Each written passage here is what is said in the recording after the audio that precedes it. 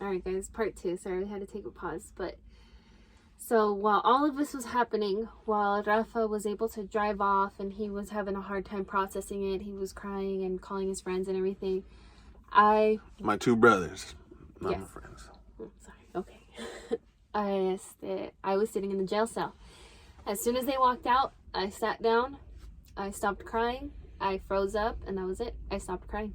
I was mentally preparing myself to go to jail, and I went to jail for a person who had always been around like drugs and alcohol and everything, and I always had tried so hard.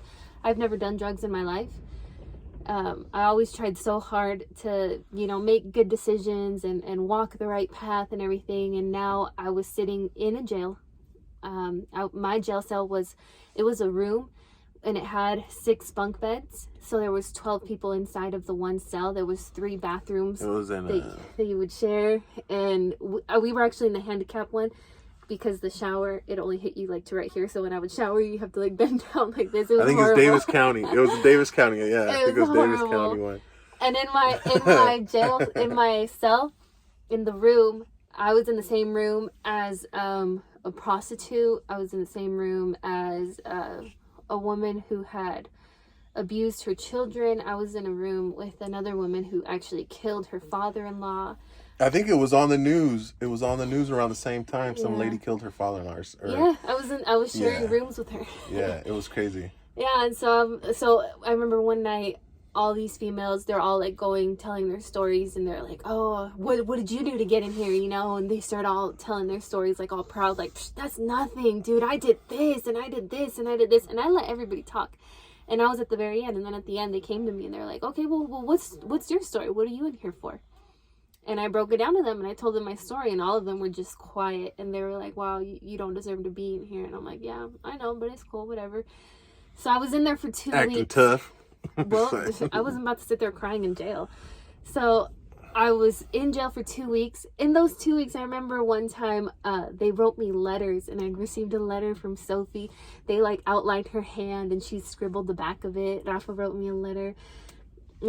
Sadi and Leo did too. They were little back then. Sadi, I think, was like 10. Leo was like 7 or 8. Like they were. I think little. Sadi was like 12, something like that. No, they were smaller. No, we were like 21, wasn't it? We were 20. Well, yeah, maybe. So she was like 11 or 12 because she's like 10 years younger. Yeah, okay. But they were little, and so they sent me letters and stuff. And I remember that when I opened up Sophie's letter and I saw her hand, that definitely made me choke up, and that was the closest I got to crying in jail, but I didn't. I held it all in, and at the 2 weeks is when I got deported.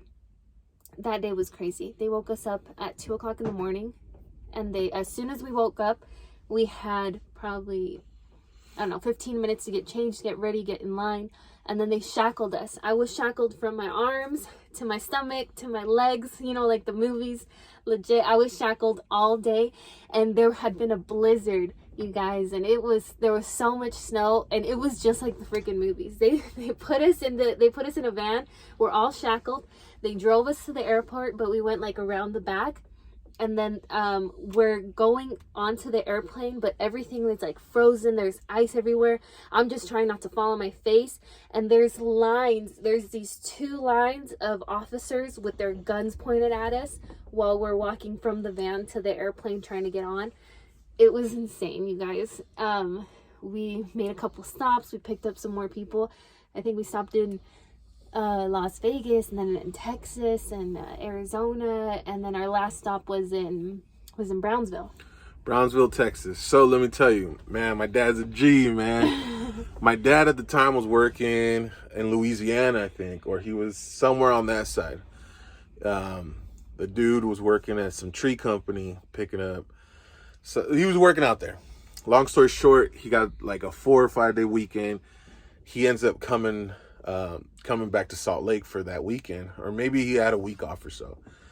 So my mom calls him while he's on the road, and he was almost home, and tell him what happened.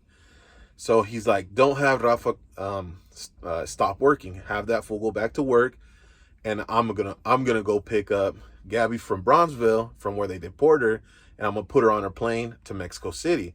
Yeah, so my dad shows up at home I'm at work, dude. I'm at work. He shows up at home. He eats. He showers. He takes a nap. Gets back in the car. Didn't say nothing to nobody. That fool's a gangster. Gets back in the car and starts driving. Just took off. I didn't see him. By the time I get back, everything's going on. I talked to him. I was like, "Hey, where's Dad? Blah blah. This and that." He's like, "Oh, your dad's already heading to pick up Gabby from Brownsville, Texas." I was like, "What?" I was like, "He's like, yeah, he just showered, ate, took a nap, and he's gone." I was like, "You kidding me? That fool made it there in like 20 hours or some kind of ridiculously." He was there in a flash, dude.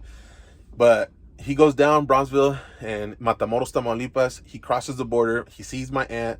I think he picked up my aunt, huh, to go pick you up. Yeah, he picked up my aunt, and then they came to pick me Yeah. up because they got a little bit lost. Because I was shackled at 2:00 in the morning, and then I was shackled all day, and all day, dude. You guys, it was so tight that by the time I actually reached to the border, we got to the border that they were taking it off. It was probably like 11:30, maybe almost midnight. They had put on the shackles so tight. I had bruises on my wrist, on my stomach for a couple days. It hurt, you guys. We didn't eat all day. They didn't let us go to the bathroom. I remember where I was sitting on the airplane. One of the ladies, one of the ICE officers, she was putting something on top, like in the overhead, you know. Pero like it fell, and it fell on my head. It felt like freaking she was carrying bowling pins or something. I don't know. It was heavy as hell. It felt like rocks or something. It hurt so bad. She didn't even apologize. She just gave me a dirty look, grabbed it, put it back up.